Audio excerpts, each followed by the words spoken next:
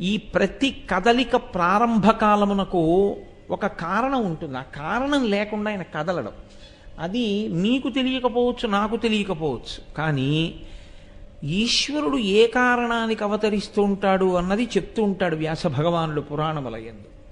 అదే పురాణంలో ఆయన అవతార స్వీకార ఘట్టాలుగా వస్తాయి. దాన్ని మీరు చాలా జాగ్రత్తగా పరిశీలనం చేస్తే మీకు అందులోంచి కొన్ని రహస్యములు అందుతాయి.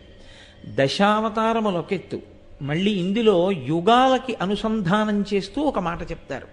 10 అవతారాలు ప్రధానమైన అవతారములైన మళ్ళీ ఈ ప్రధానమైన అవతారాల్లో ఒక్కొక్క యుగానికి సంబంధించి ఒక్కొక్క అవతారాన్ని విశేషమైన దానిగా చెప్తారు.